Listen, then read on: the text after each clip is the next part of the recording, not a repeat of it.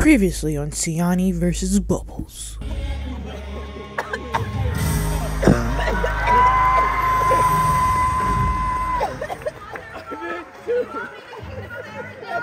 My eyes! This is awful! Alright. We are somewhere in Asia. See some there popsicles down there. I'm gonna go back. Cool. It tastes like the rain. Tastes like the rain? Oh no, it tastes like chlorine. Ooh, chlorine. She's not very happy about that.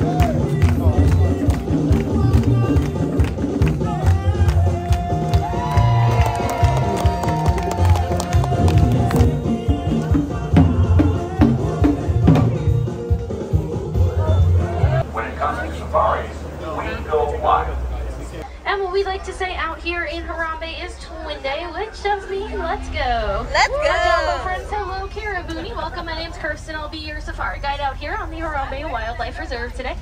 Now, just as a couple of friendly reminders, we ask that you stay seated at all times with those hands, arms, feet, and legs inside of the truck. This is a very real safari with very real animals, and things are going to get very, very bumpy out there. And we want to give you and our animals the best and safest experience possible out there today. As we head out here on to the reserve, we're going to start our journey out in the Little Ituri Forest. A lot of the animals out here will be using camouflage to help protect themselves. But that first animal out there on your right is going to be our okapi. These okapi are going to look a little bit like some zebras with those black and white striped legs, but they're actually going to be the only living relative of the giraffe, which we know because of their skull structure. It's nearly identical to that of a giraffe, just a little bit smaller. And they've got that same prehensile tongue as a giraffe does. Prehensile just means they can grab things with it. Those tongues are really funky. They'll use them to clean off their eyes, ears, and even inside of their noses. If you're ever bored, it is a great YouTube search to check out. And those okapi are incredibly elusive in the wild. So elusive, we have no idea how many of them are left in the world. They usually travel by themselves or in pairs in the deep brush of the forest, making them nearly impossible to track. Now out here on your left-hand side, you are going to find our black rhino.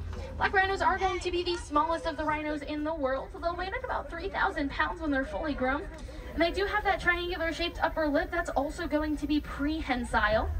It's a really great way to differentiate your black rhinos from your white rhinos, the other kinds of rhinos that live out in Africa. They're critically endangered. There's less than 6,000 of them left in the world. They've been poached for their horns, which is made up of one of the most easily found resources in the whole entire world, keratin. It's the same thing that makes up our hair and nails. So protecting those animals from things like that is incredibly important. And some other great ways to protect these animals is by recycling your old electronic devices. They contain a mineral called coltan, which poses a huge threat to deforestation as mining. So recycling those devices is an easy way to protect other animals like your bongo that you'll see up there on the left side of your hill. Now bongo are quite unique. They're some of the only antelope in the world where males and females are both going to have horns on their head. Males are going to be significantly darker in color than your females will be. And those bongo are quite unique. They've got an extra fatty padding on the bottom of their hooves. It helps to make their movements nearly undetectable out here in all of that brush, which is a really great way to help protect themselves from some predators that might be lurking out there in all that brush. As we work our way out onto the Little Ituri, into the Safi River, out of the Little Ituri Forest, we're going to keep those eyes peeled for shadows under the water. That might just mean that there's some hippos around. There are also going to be some pink-backed pelicans down below there on your right, those large grayish-white birds. They're going to be named for a pink feature on their back that gets more prominent with their mating season. They are one of the smallest types of pelicans in the world, though, and their wingspan's still going to run us about 7 feet wide. That's about as wide as the canopy here above your heads. So they are still pretty large, even for some small birds. That does look like there are going to be some hippos out here on your left-hand side. It does look like we have a bloat of hippos out here. That's what we call a group of hippos like this. Hippos do spend most of their time throughout the day in the water to keep cool. They can hold their breath for about 8 minutes at a time, even when they're sleeping. They've got a reflex that helps bring them back up to the surface of the water for air. Despite how much time our hippos spend in the water, they're pretty poor swimmers. They're actually just going to hop or walk along the bottom of the river floor there to help them move along just a little bit better. Ooh, birdie. They are primarily nocturnal, so they will come out at night to find food. They'll travel about 6 miles away from the waters they spent their days in, only to return back to those same waters once again in the morning. Now hold on tight here over this bridge. It's getting bumpy and we are out in crocodile territory. Down below here on your left-hand side, you're going to find some of our Nile crocodiles. These Nile crocs are going to grow to be as long as a giraffe is tall, and they're going to have a bite force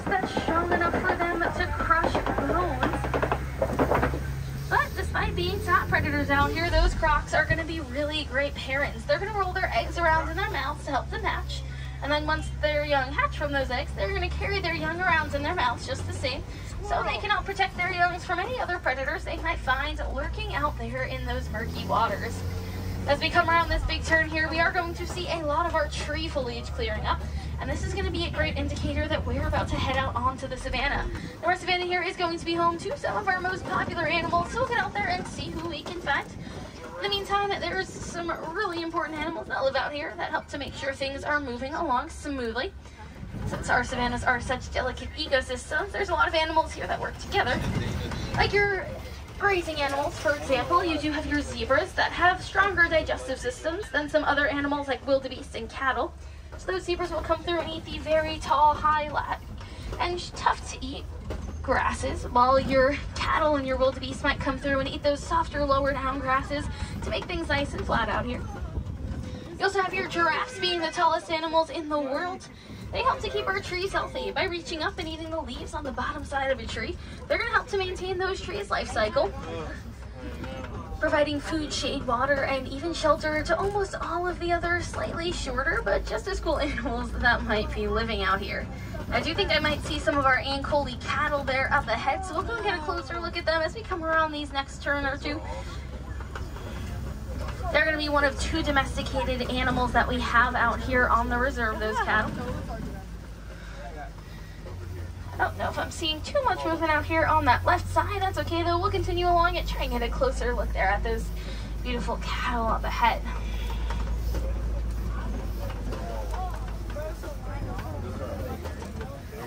Now, those Ankole cattle are also going to be called Watusi cattle after the tribe that originally domesticated them. And you'll see these giant horns on their head. They're going to grow up to be over 6 feet in length when they're fully grown. You might think they're pretty heavy. They're actually not, though. They're almost entirely hollow. They've got a honeycomb structure inside of them, so they can cool off. You might also see some sable antelopes way over your left shoulder there. Those sable antelope are going to be our mascots here on the reserve. That's because they're the only antelope in the world that will never back down from a fight. They'll even use those horns on their heads to fight off something like a lion. Now, on our cattle here, you might notice that big hanging flap on their neck. That's something that we call a dewlap. A dewlap is a really other great way that they help to keep cool. There are a couple other animals out here with those dewlaps. We'll point them out if we see them. Those dewlaps are on their necks close to their major blood vessels that run between their heart and their brain. So it's incredibly important and a much easier way to help them cool off. And we did just drive past some of those termite mounds, those really weird mountain-looking structures. Termite mounds are going to be hard as cement when they're dry. They're a really important resource out here. They're going to be made up primarily of spit and dung. They'll be used by large animals like giraffes or elephants as a scratching post, and once they're broken down, they'll be used by some smaller animals, like your wildebeest, for example, as a perch or lookout to keep an eye on any of these animals' predators. Now, the wildebeest that are out here are really incredible as well. They're going to be the most densely populated mammal in the whole entire world. Besides your humans, they're going to migrate annually to follow the rain in herds of up to about 1.5 million wildebeest. I'm not quite too sure how they counted that high, but I do know wildebeest can follow the rain because they actually have sensors in the bottom of their hooves that are going to help them to be able to detect vibrations from rainfall and thunderstorms from over 10 miles away.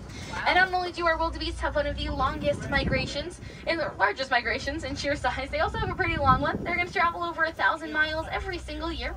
That's just about from here to Canada, so they do put quite a lot of miles out on those hooves of theirs.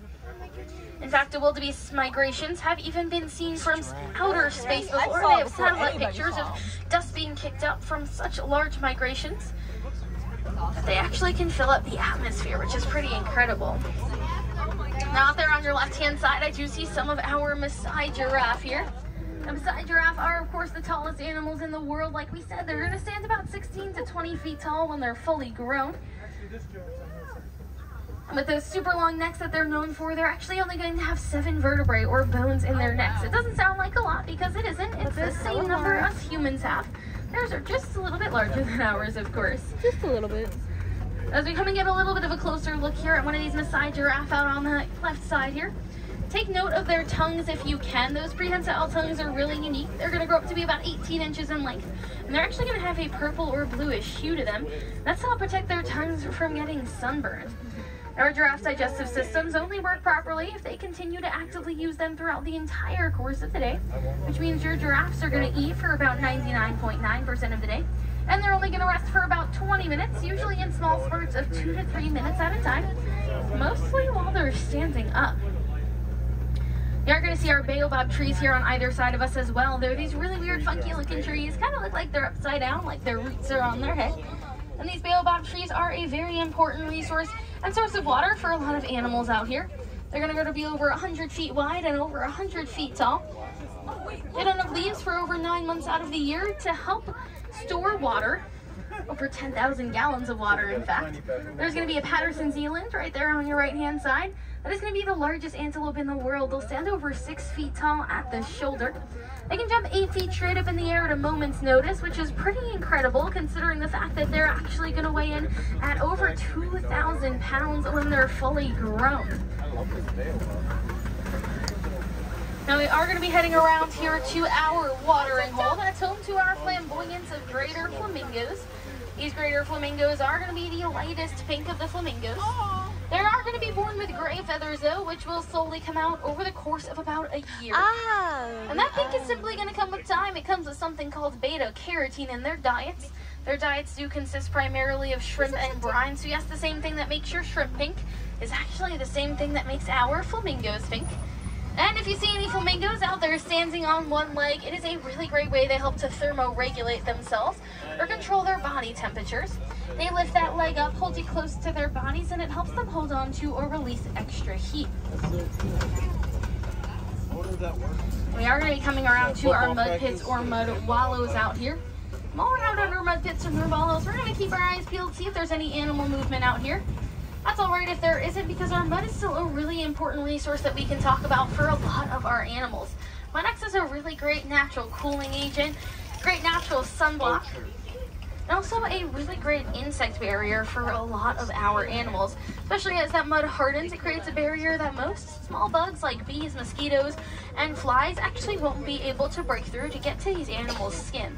One great example of that is your elephants. Elephants actually have incredibly sensitive skin. So sensitive that they actually are going to be afraid of bees. That's because with that sensitive skin, if they got stung, it would hurt them quite a lot. There are some other animals out here that have pretty sensitive skin, like your white rhinos, so we'll keep those eyes peeled and hopefully we'll find some more of those out there today. But it does look like we are about to head out here into big cat territory, and I do see things. I think I see some cheetahs here up ahead as we come around this turn. They're going to be on our left-hand side out in all of this brush. Now, our cheetahs are the fastest land animals in the world. They're going to run up to speeds of about 65, some topping out at over 75 miles an hour. Now, they can only maintain these speeds for a really short period of time, only a couple of 100 meters. And they are going to be the smallest of the large cat. They're only going to stand about 2.5 to 3 feet tall at the shoulder. Now, it's pretty tough to spot from here because they are kind of far away, but cheetahs do have black tear stain-like lines under their eyes. These are actually going to act as natural or built-in sunglasses for our cheetahs. Aww. Well, our cheetahs are very magnificent. fast and very great at catching their prey. They are not very powerful, being so small, so they really struggle to fight some larger predators off, like hyenas, painted dogs, or even lions that would come out at night and try and steal their food from them. Now, the reason why cheetahs are so fast is actually because of their claws. They're the only cat in the world whose claws don't retract back into their toes. It allows them to gain the huge amount of additional traction needed to reach those top speeds. Although being so fast, cheetahs do have the risk of running in the rain. They are so fast they can actually hydroplane. So there's a risk that is posed to them, which is pretty wild. Now, cheetahs are also the only large cat that will purr, like your house cat will, if they're happy or excited. Cute little fun fact for you out there. But we are going to keep those eyes peeled and we're going to work our way around our Kobe Rock here and see if there's anybody hanging out. Now, Kobe Rocks are a great perch or look out for some predators to be hanging out. Keep an eye on their territory or any prey that they might be trying to hunt. There are some animals that might be living out in these Kobe Rocks even if we can't see them, like our pancake tortoises, for example. Pancake tortoises are little tortoises that live in between all of the rocks here at our Kobe Rocks.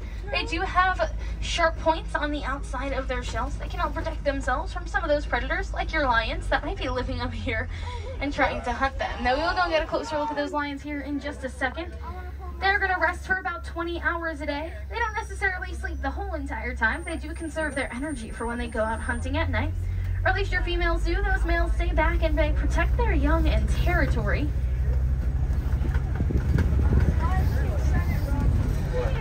If you're here tonight, just a little bit closer to sundown, maybe another hour or so, make sure to keep those ears open. If you think you're hearing a lion's roar, you very well might be.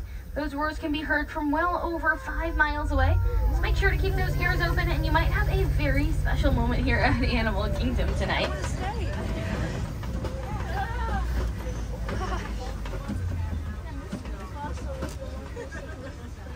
Now we are going to keep those eyes while we're out here open. See if there's anybody we can find hanging out in all of this brush here.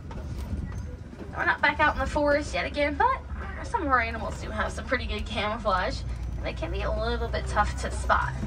And we'll keep those eyes open, see if there's any ostriches out here in particular. I did see an ostrich nest out here a little bit earlier today, so we'll try and go and get a closer look at that. Now, ostriches are the largest birds in the world, and they do produce the largest bird eggs, which are really incredible. They'll weigh in at about 3 to 4 pounds each. They're gonna be down there on your right-hand side, behind all of that greenery. Now those ostrich eggs are incredibly strong. So strong, in fact, that a human adult can actually stand on them without them breaking. Those eggs can easily withstand weights of well over 200 pounds without producing a single crack. We are going to come in and check in on one of our final stops here today. Going to come and visit one of our local farmers. He's looking after some Nigerian dwarf goats right now. And in return for their protection, they do provide things like milk and cheese to the farmer and the villagers. But these goats are also just super adorable. And who wouldn't want to have these little guys as a pet? You might notice the very big pot bellies here of our goats. That's going to house their 4 stomachs. That's right, you heard me, 4 stomachs. I know, I'm jealous too. It must be nice. But you might also notice that yellow box that's hanging out on that front lawn, and that is going to be something that we call a bee fence. Now, if you remember, we mentioned earlier that our elephants are going to be afraid of bees. And at one point in time, not too long ago, elephants and farmers didn't have a very good relationship. Elephants would accidentally stampede through farmland, which destroyed crops. It didn't make those farmers too happy, and it didn't always end too well for those elephants. But about 5 years ago, the Disney Conservation Fund, with the help of some incredible scientists, accidentally discovered that these elephants were afraid of bees. So we found an awesome solution to this problem. So now we can line our farmland with those bee fences. It's a great way to protect the crops and the livelihood of the farmer. But also, of course, those incredible elephants that are out there. Now, unfortunately here, our time is coming to a close, but we are going to work our way up to those unload docks. We have a couple minutes together still, however, so if you're interested in checking out some really cool places here at Animal Kingdom today, feel free to do so. There's 2 amazing walking trails that are out here. You're going to have the Gorilla Falls Exploration Trail. Pop a U-turn at the merchandise stand as you head up the hill and exit. You'll head out onto Gorilla Falls, home to, of course, gorillas, an underwater look at that hippo pool. Also have an amphibian or reptile house there. You can check out those pancake tortoises that we talked about up there. They also do have some cool animals like naked mole rats, the only animal in the world that have never had a cancer diagnosis. The research on them is incredibly important.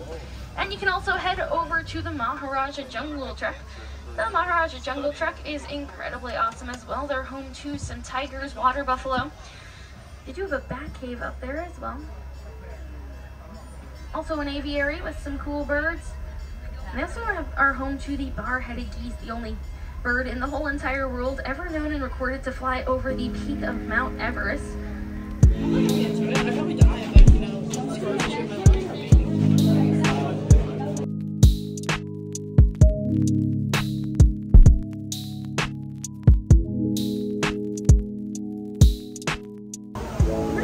A compilation of Anna at water fountains? Yes. Perfection. She's rating each water fountain at each ride. It's cold. It's cold. It doesn't taste good. Oh.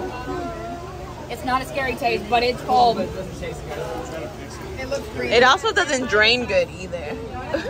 But guys, it's cold. This line is literally so long that it has its own bathroom. But it's worth it. What?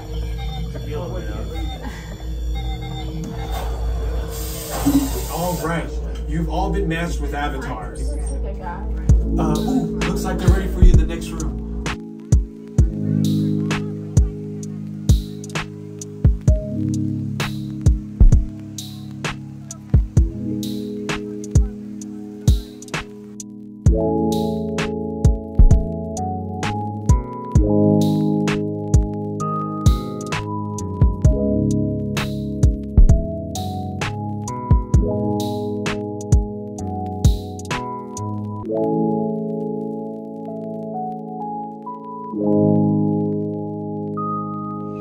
Bioluminescence.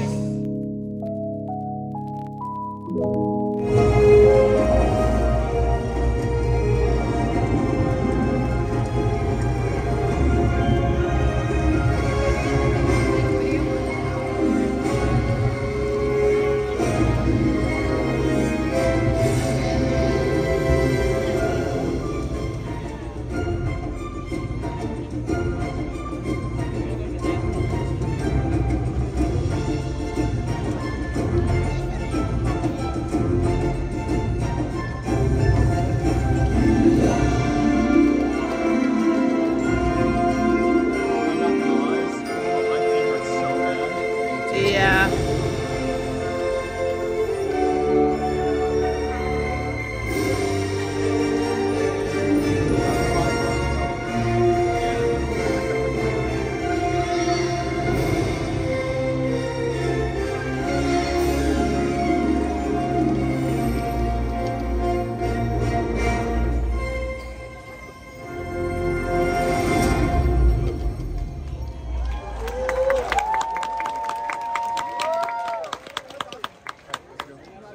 I have no idea what to expect. Didn't Guardians just open? It just opened, yeah.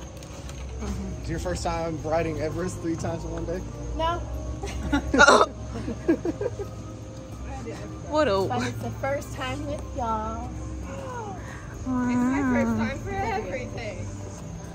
This is your first time meaningfully entering the park in a way that didn't make you resent it.